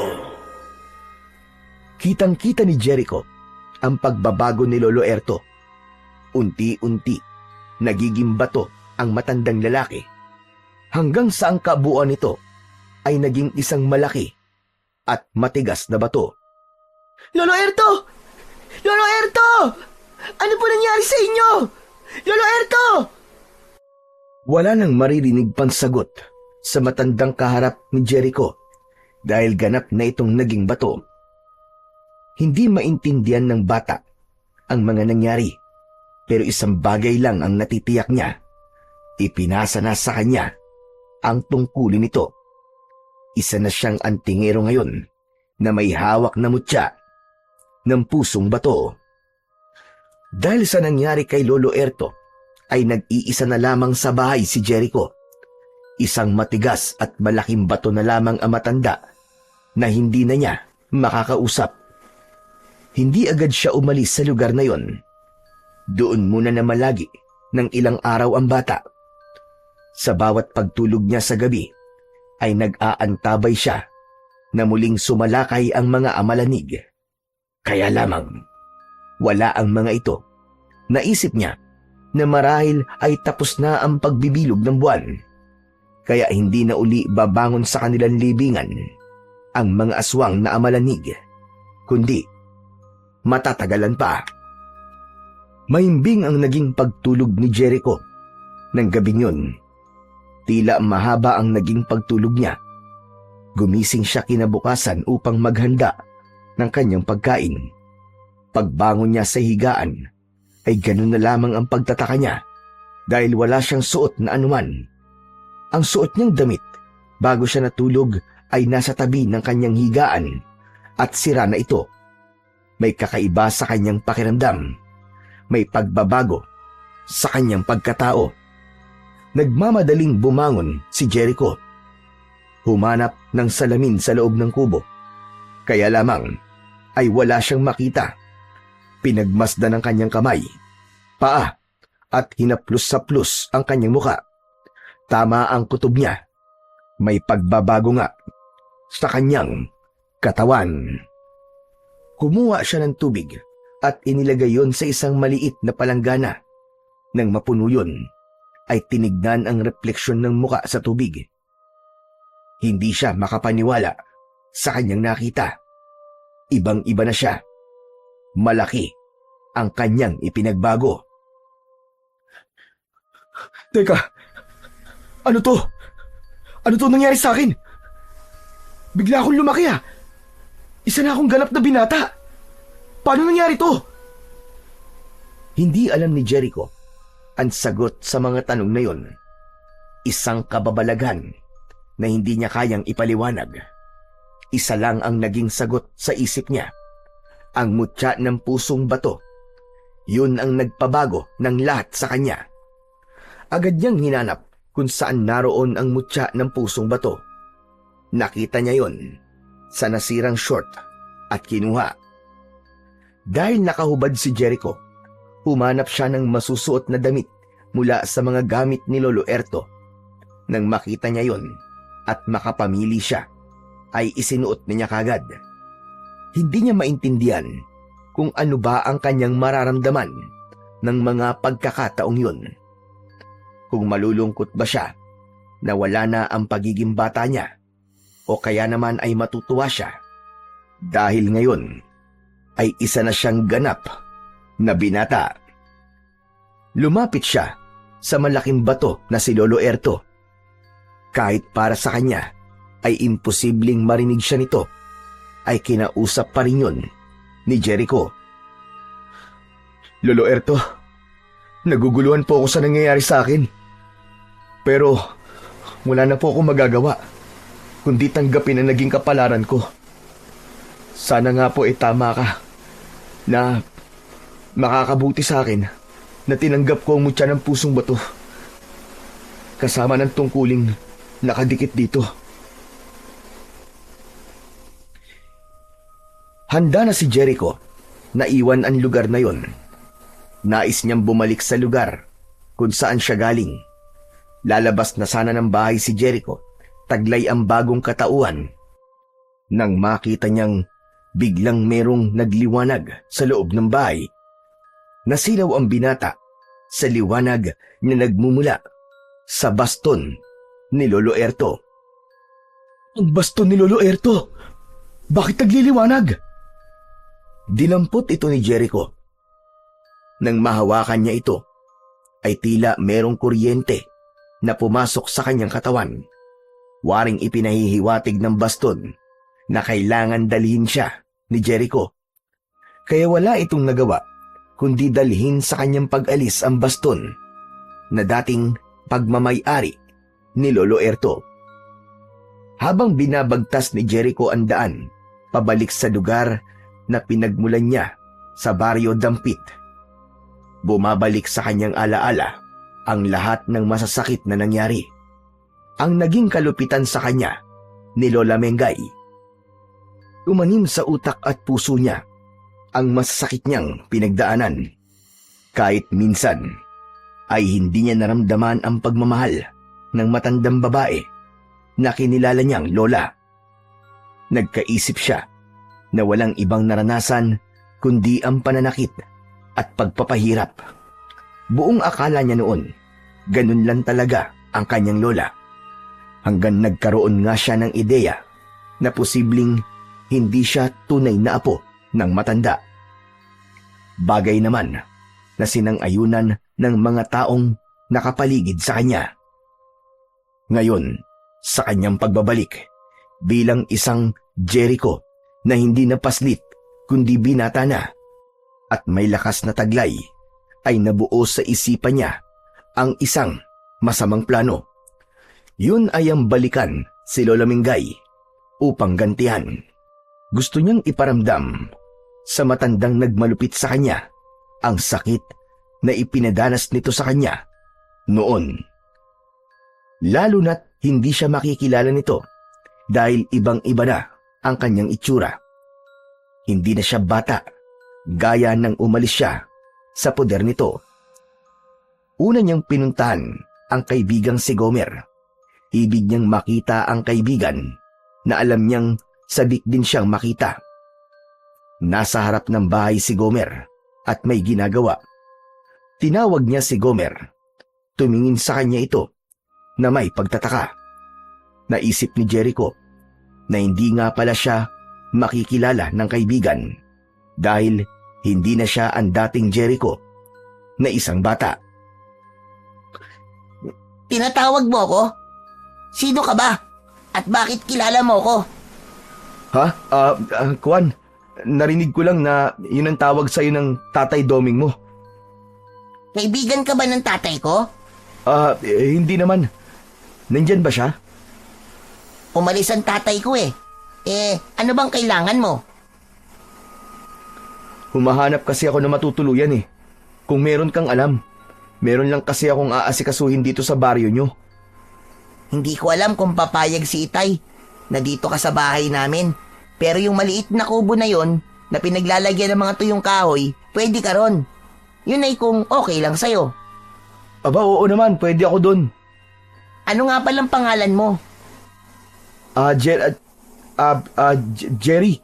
Tama, Jerry ang pangalan ko. Kilala mo na ako, di ba?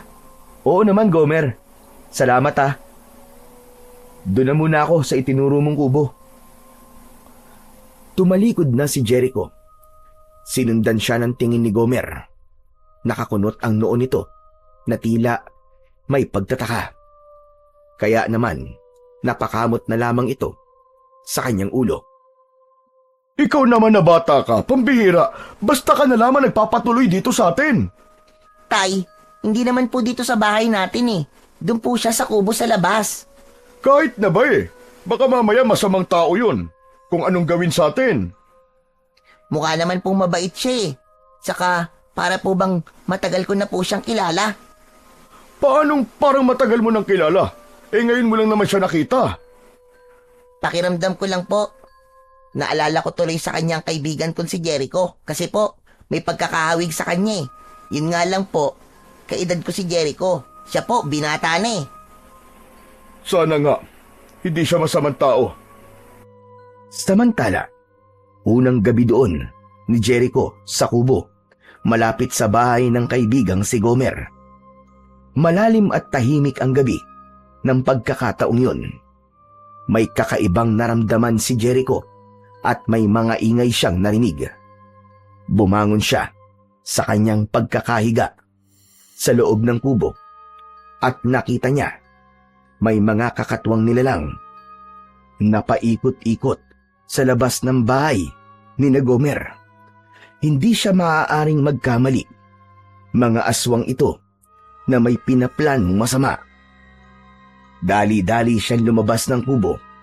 Tiniyak niyang nasa kanyang katawan ang mutya ng pusong bato.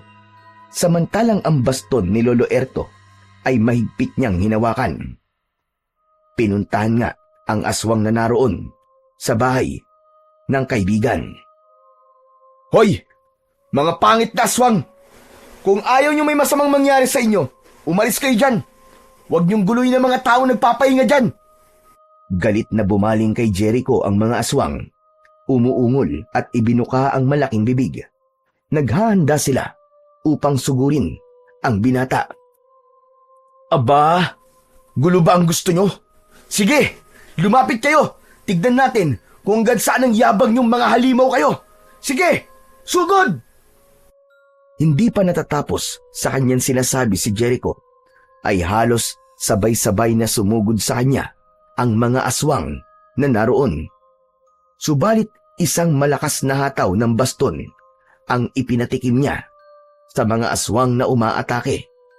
Lumalagotok kapag tinatamaan ng baston ang halimaw na sumusugod sa binata. Nagiging solidong parang adobing bato ang hawak na baston ni Jericho. Ha! Kala nyo yan ba ang gusto nyo mangyari? O ano? Hindi pa ba kayo aalis? Bumalik na kayo kung saan man kayo galing. Huwag nyong guluhin ang mga naninirahan sa lugar na to. Kung di kayo titigil, titiyakin ko sa inyo. Uubusin ko kayong lahat. Pupulbusin ko kayo. Subalit tila walang naririnig ang mga aswang, kundi inulit lamang nila ang pag-atake kay Jericho. Sa muling pagsugod ng mga aswang, ay tiniyak ng binata na mapapatay na niya ang mga ito. Paulit-ulit niyang ipinanghampas ang hawak na baston. Mas malakas at mas matindi ang ginawang paghataw ni Jericho. Halos sumabog ang utak ng aswang sa lakas ng pagkakapalo sa ulo ng mga ito. Pagbagsak sa lupa ay nangisay hanggang sa tuluyang malagutan ng hininga ang mga aswang. May iba pang sumugod kay Jericho at tila inulit lamang niya ang ginawa niyang paghataw sa mga naunang aswang na umatake sa kanya. Samantala, nagising sa ingay at kaguluhang nangyayari sa labas ng bahay ang mag-amang Gomer at Doming. Lumabas sila upang alamin ang nangyayari, kaya kitang-kita nila kung paanong nakipaglaban si Jericho sa mga aswang. Siya ba yung sinasabi mong nakituloy sa kubo natin, anak? Opo, Tay. Siya si Jerry. Lumalaban po siya sa mga aswang. Napakatapang niya at tila may kakaibang lakas. Sabi ko na sa inyo, Tay, mabait siya eh. Tignan nyo, inililigtas niya tayo sa ginagawang pagsalakay ng mga aswang. Galingan mo, Jerry! Patayin mo mga aswang na yan! Diyos ko, kung wala pala siya rito, baka kung ano na nangyari sa atin. Kaya tamang-tama ang pagdating niya rito sa lugar natin, anak. Nagawa niyang pigilan ang pag-aasik ng lagim ng mga aswang. Nagtagumpay si Jericho laban sa mga kampon ng kadiliman. Nagkalat ang mga aswang na wala ng buhay. Lumapit naman ang mag-ama kay Jericho. Nakita namin ng tatay ko ang ginawa mo, Jerry. Grabe, ang galing mo. Ang astig. Ang angas ng ginawa mo. Utang ko sa'yo ang buhay namin ng anak ko, Jerry. Ah, wala po yun. Malaki rin po ang utang na loob ko po sa inyo, Mandoming. Ha? Utang na loob? Ano ba sinasabi mo? Ngayon lang naman tayo nagkita. Ah, huwag niyo na pong intindihin yun. Basta gagawin ko po ang lahat para tulungan po kayo. Hindi ko hahayaang may masamang mangyari sa inyo ni Gomer. Maraming salamat sa'yo, Jerry. Iniligtas mo kami ng anak ko. Sana, kaya ko rin gawin yung ginawa mo, Jerry. Para kapag may sumugod uling mga aswang, kayang-kaya ko silang harapin. Siya nga pala. Mas mabuti siguro. Doon ka na lang sa loob ng bahay namin. Huwag ka na dito sa kubo. Oo nga po, Tay. Hindi bagay na dun tutuloy sa kubo si Idol. Idol? Oo, idol na kasi kita ngayon eh. Lodi kita kasi ang astig ng ginawa mo. Pinatay mo yung mga aswang. Inilapit ni Jericho ang kanyang kuyom na kamay kay Gomer. Oh, fist bump muna tayo. Ayos! Nakipag-fist bump si Gomer kay Jericho, pero naroon ang pagtataka sa kanyang muka. Oh, bakit Gomer? Wala. Naalala ko lang ang kaibigan ko. Kasi, ganyan ang madalas naming ginagawa eh. Peace bomb. Sige, mabuti pa siguro doon muna tayo sa loob ng bahay. Maghahanda ko ng pagkain natin. Baka gutom na ton si Jerry. Bago sila pumasok ng bahay, ay iginala ng tatlo ang kanilang paningin sa paligid. Wala na ang mga nakahandusay na katawan ng mga patay na kampon ng kadiliman. Naglaho na ito at ang hiling sana nila ay wala nang dumating pa. Kinabukasan ay nagpaalam si Jericho kina Mandoming. Nais niyang makita ang kanyang Lola Mengay. Gaya ng ibig niyang mangyari, babalikan niya ito para gumanti sa matanda dahil sa ginawa nitong pagpapahirap sa kanya. Nang marating ni Jericho ang bahay ni Lola Mengay, ay may mga pagbabago na ito. Marumi ang labas ng bahay, hindi na halos nalilinisan. Tumawag siya, subalit walang sumagot. Inakala niya na walang tao dahil kabisado niya ang sarahan ng pinto, kaya nagpunta siya sa kusina upang doon dumaan. Nakapasok sa loob si Jericho, ngunit mali ang kanyang akala. Merong tao sa loob. Naroon si Lola Mengay, nakahiga sa isang makitid na kawayang kama. Tila may sakit ang matandang babae. Sino ka? Anong kailangan mo dito? Teka, bakit ganyan ang itsura niyo? Sino ka ba? Ano bang pakialam mo sa akin? May sakit ba kayo? Wala ka na ron. Mataray pa rin at matalas ko magsalita si Lola Mengay. Subalit kapansin-pansin ang mahina nitong katawan. Sino ka ba talaga? Kasama ka ba ng mag-asawang aswang na pumunta dito? Kung inaakala mong mapapatay mo ako, nagkakamali ka. Aswang? May aswang na pumunta dito? Oo, at kung kasama ka nila at inutusan kang patayin ako, hindi mangyayari yon. Mabibigo kayong patayin ako. Nagkakamali kayo. Hindi nila ako kasama. Pero, maaari ko bang malaman kung bakit ka pinuntahan ng aswang at gusto kang patayin? Mahabang kwento. Makikinig ako. Bakit ko naman sasabihin sa'yo? Kung gusto mong tulungan kita para hindi ka naguluhin pa ng mga aswang na sinasabi mo, kailangan ko malaman ang dahilan. Hindi alam ni Lola Mengay, pero nakumbinsi siya ni Jericho para magkwento. Wala siyang kamalay-malay na ang binatang kanyang kaharap ngayon ay ang batang kinupkup niya na kanyang pinagkaitan ng pagmamahal at pinaranas ng kanyang kalupitan. Walang itinago si Lola Mingay sa naging pagkikwento niya kay Jericho. Kaya natiyak ng binata na hindi nga siya tunay na apo nito, kundi anak siya ng mag-asawang aswang na pumatay sa kanyang asawa at anak. Gagantihan niya ang mga ito sa pamamagitan ng batang inampun niya. Naghihintay siya na hanapin ng mag-asawa upang kunin sa kanya ang anak, at pagkakataon naman yun ng matandang babae upang makapaghiganti. Yun ang totoo. Nagbalik na ang mag-asawang aswang at hinahanap sa akin ang batang kinuha ko na anak nila. Nasaan na ang batang sinasabi mo? Nagkukunwaring tanong ni Jericho kay Lola Mingay. Iniwan na ako. Lumayas siya dahil hindi niya na kayang tumira dito sa akin. Dahil naging masama ka sa kanya. Oo, tama ka. Alam kong mali ang ginawa ko. Kaya lamang malaki ang kasalanan ng mga magulang niya sa akin. Pinatay nila ang pamilya ko. Dahil sa mutya na ibig kunin sa akin, nagbalik sila para kunin ang bata at maging ang mutya. Nasaan ang mutyang sinasabi mo?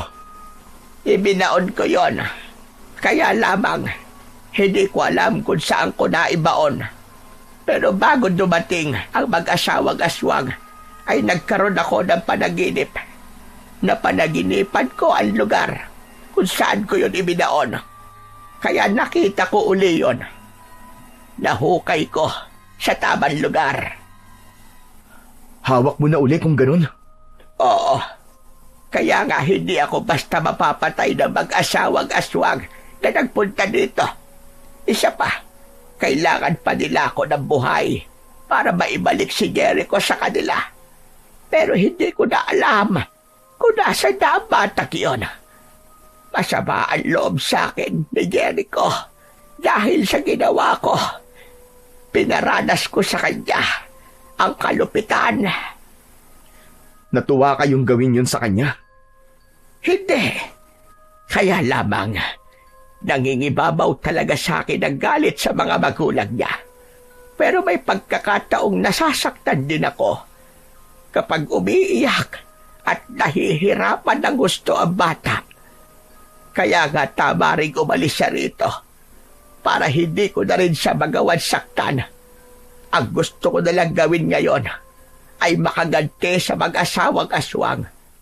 Alam kong hindi nila ako titigilan. Sayang. Dahil minahal ka ng batang pinahirapan mo. Paano mo na lamang mahal ako ni Jericho? Sabi mo nga, di ba? Matagal mo siyang nakasama. Kahit sinasaktan mo siya, ay nagtitiis siya. Ayaw kanyang iwan. Oo. Kaya lamang, nagsawa na rin at napagod. Kaya iniwan niya na ako. Kasalanan ko yon. Pero makakabuti sa kanya na hindi siya makuha ng kanyang mga magulang dahil magiging kauri lamang niya ang mga ito. Magiging aswang din siya dahil sa pagsapit ng tamang edad niya ay ipapasa sa kanya ang pagiging aswang. Yun ba ang plano nila sa kanilang anak? Tama ka. Kaya dapat lang na hindi nila makita si Jericho. Pero kung nandito siya ngayon, may sasabihin ka ba sa kanya? Oo, meron. Gusto kong humingi ng tawad kay Jericho. Pero wala na siya rito. Hindi niya na maririnig yun. Pinagsisisihan ko ang ginawa ko sa kanya. Lahat ng pagpapahirap ko sa kanya. Lalo na ngayong nangihina na ako. Gusto kong bago man lang ako mawala, ay makahingi ako ng tawad sa kanya. Tila tumagos sa puso ni Jericho ang mga sinabi ni Lola Mingay. May kurot siyang naramdaman dahil batid niyang totoo ang sinasabi nito. Hindi niya akalain na kahit naging malupit sa kanya ang matandang babae, ay may awa pa rin siyang nararamdaman para dito.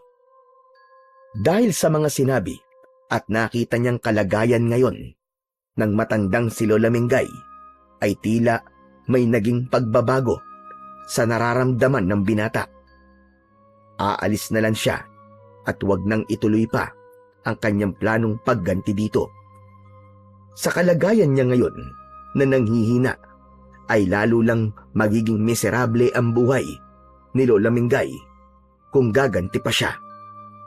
Papalabas na siya ng pinto nang magsalita ang matandang babae. Kung sino ka man at magkaroon ka ng pagkakataon na makita ang apo ko si Jericho,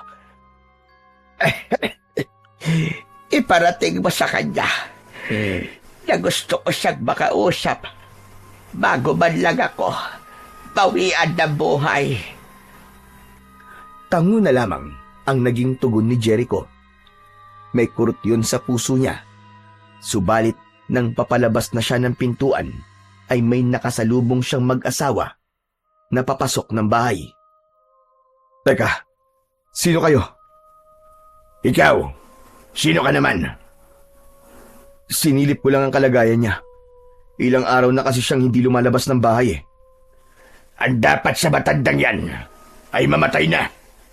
Malaki ang kasalanan niya. Teka. Galit kayo sa kanya? Oo, dahil sa atraso niya sa aming mag-asawa. Andito na naman kayo. Hindi niyo ba talaga ako titigilan, Oscar?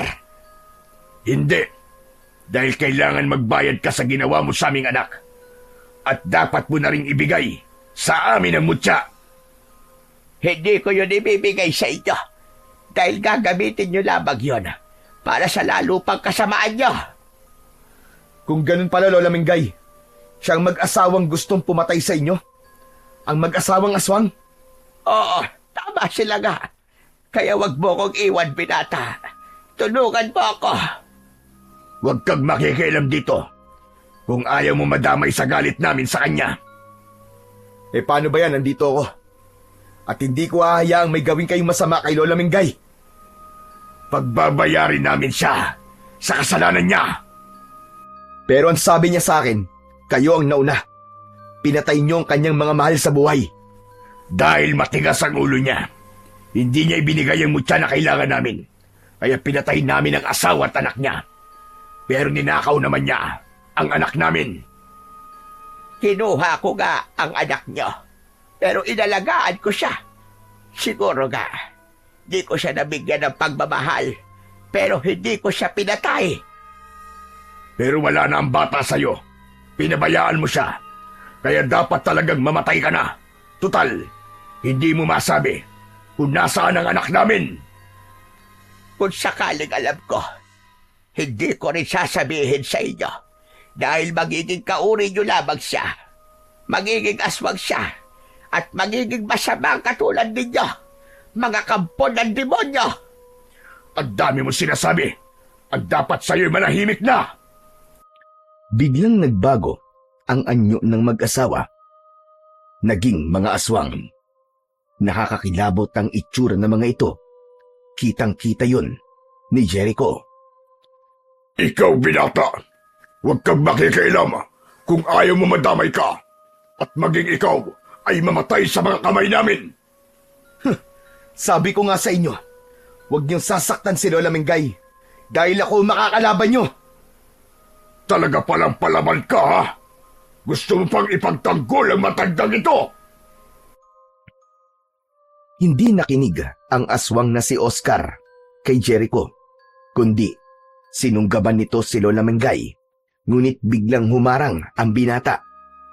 Agad ginamit ang hawak na baston at ipinalo yun sa katawan ng lalaking aswang. Agad namang tumulong ang babaeng aswang na kasama nito. Inatake ni Jericho, subalit ganun din ang ginawa ng binata. Isang malakas na hataw ng baston ang kanyang pinakawalan.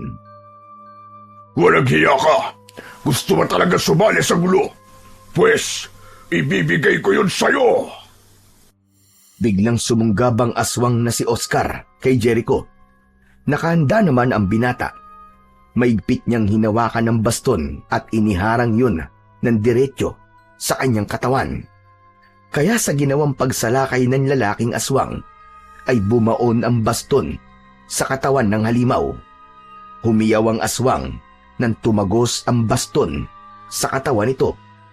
Hinugot yun ni Jericho, subalit umaagos at pumupulandit ang dugo mula sa nabutas na katawan ng aswang. Lalo namang nagwala sa galit ang babaeng aswang. Handa siyang ipaghiganti ng asawa. Dumamba ang babae mula sa likuran ni Jericho. Galit na galit, subalit hindi nagpaapekto ang binata. Nagpagulong-gulong siya habang nakayakap sa gawing likod niya ang babaeng aswang. Hindi niya magamit-gamit ang baston. Hindi niya tamaan ng aswang dahil nakakapit sa kanyang gawing likuran. Sa pagkakataong yun ay naalala ni Jericho ang mutya na nasa kanyang bulsa. Pilit niyang inapuhap yun at nang makapa niya ay agad na inilabas. Idinikit niya ang mutya ng pusong bato sa katawan ng aswang na nakakunyapit sa kanyang likuran. Nagwala at pumalaw ang aswang. Nag-init ang kanyang pakiramdam at umusok ito hanggang sa makabitiw yun mula sa pagkakakapit sa kanya. Habang umuusok ang katawan ng aswang, ay nakita niyang tila naninigas ang kabuuan nito. Maya-maya ay hindi na ito gumagalaw at naging isang matigas na bato. Nag-aagaw buhay naman ang lalaking aswang habang umaagos ang masaganang dugo sa katawan.